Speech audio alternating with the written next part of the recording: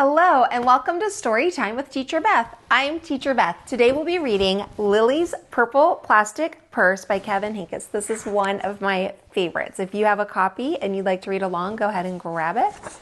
Otherwise, we'll get started. Lily loved school. I love school.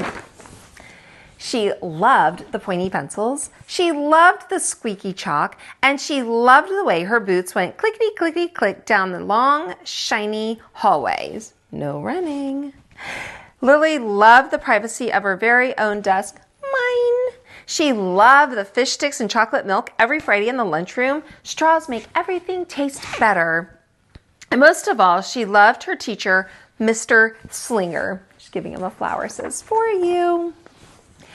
Mr. Slinger was as sharp as a tack. He wore artistic shirts, he wore glasses on a chain around his neck, and he wore a different colored tie for each day of the week.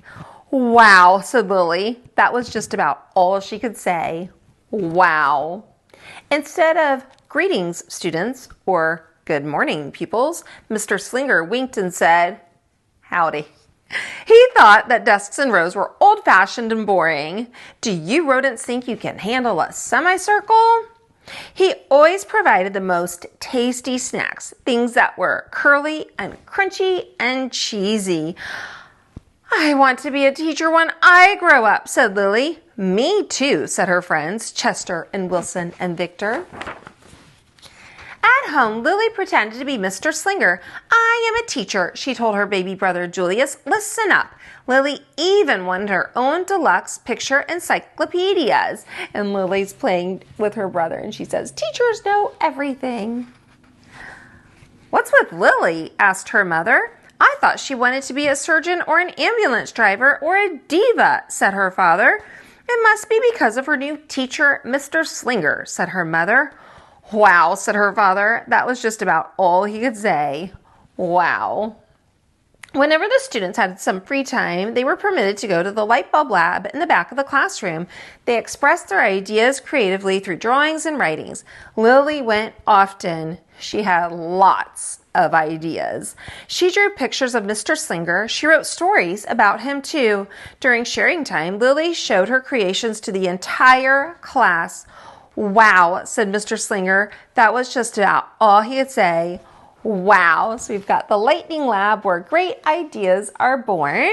And then she has the big, friendly Mr. Nice Teacher by me, Lily. So she's reading it to the class and she says, "And at the very last second, Mr. Slinger saved the cold, starving, elderly."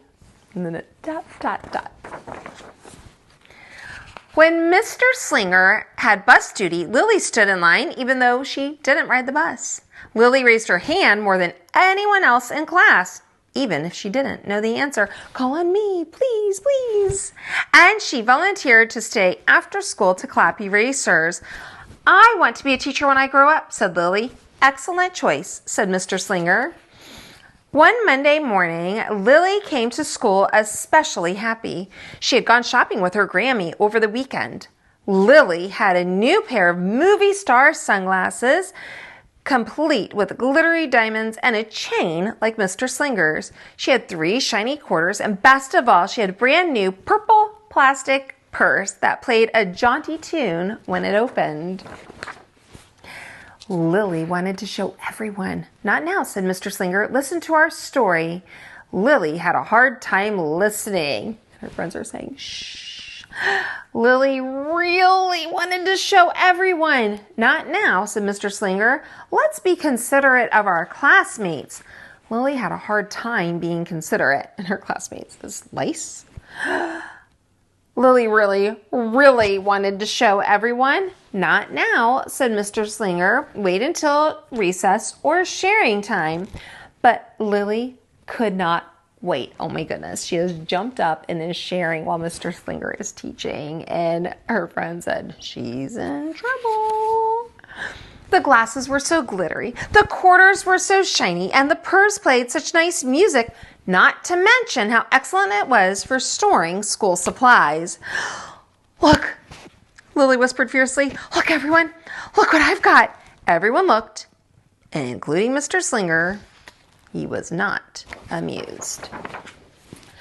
I'll just keep your things at my desk until the end of the day, said Mr. Slinger. They'll be safe there, and then you can take them home.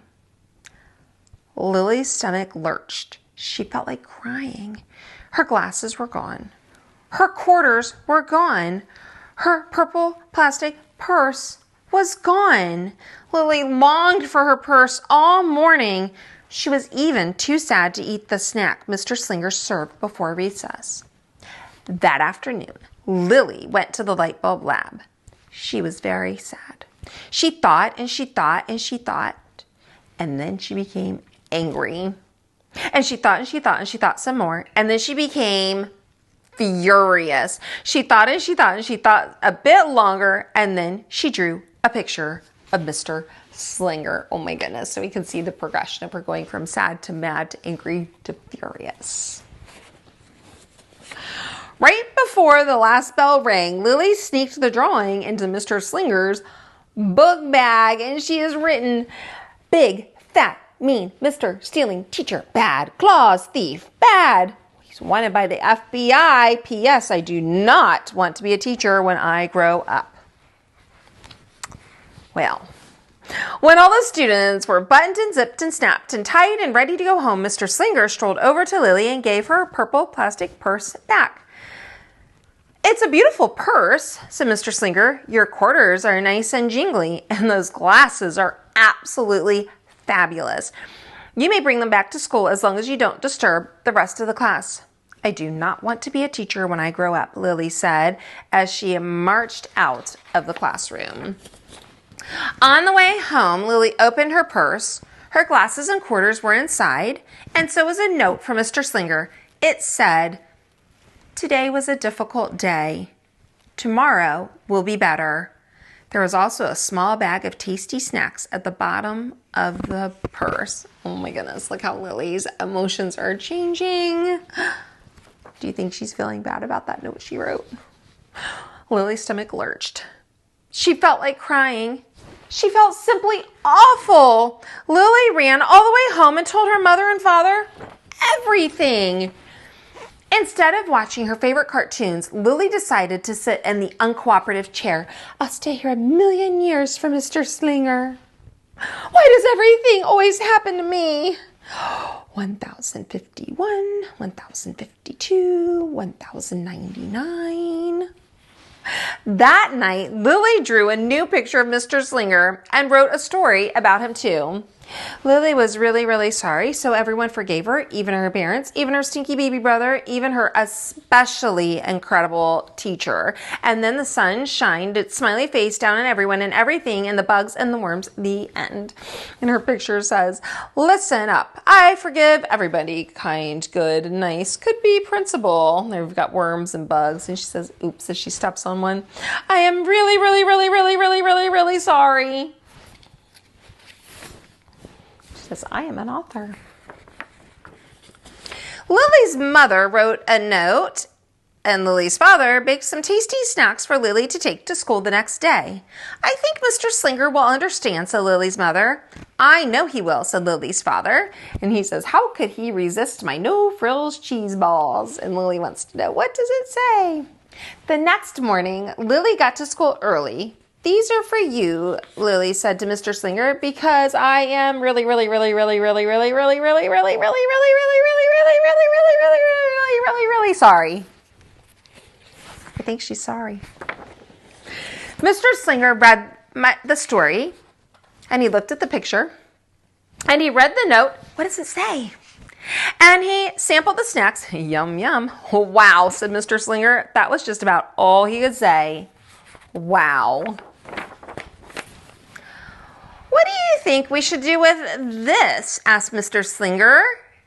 It's that big, mean, ugly teacher picture she drew. Could we just throw it away? Asked Lily. Excellent idea, said Mr. Slinger. During sharing time, Lily demonstrated the many uses and unique qualities of her purple plastic purse, her shiny quarters, and her glittery movie star sunglasses. It's like having an extra pocket with a radio inside. 3/4 is even better than $1 because they make noise. Glamorous protection from harmful rays. Then she did a little performance using them as props. It's called interpretive dance, said Lily. Mr. Slinger joined in. Wow, said the entire class. That was just about all they could say. Wow. Throughout the rest of the day, Lily's purse and quarters and sunglasses were tucked safely inside her desk. She peeked at them often, but did not disturb a soul. Right before the last bell rang, Mr. Slinger served Lily's snacks to everyone's delight. "What do you want to be when you grow up?" asked Mr. Slinger. "A teacher," everyone responded. Lily's response was the loudest. "Excellent choice," said Mr. Slinger, and they said, "Yippee, no frills, cheese balls, wow, goodies, delish, hooray for Mr. Slinger." As the pupils filed out of the classroom, Lily held her purple plastic purse close to her heart. Mr. Slinger was right. It had been a better day. Lily ran and skipped and hopped and flew all the way home. She was so happy, and she really did want to be a teacher when she grew up. That is when she didn't want to be a dancer or a surgeon or an ambulance driver or a diva or a pilot or a hairdresser or a scuba diver. And she's like, "Accident, accident, woo, woo, woo. Hold still, the doctor's here. Ready for takeoff." The end. If you enjoyed today's story as much as I did, make sure you like, subscribe, and ring that bell, and I'll see you next time on Storytime with Teacher Beth. Bye.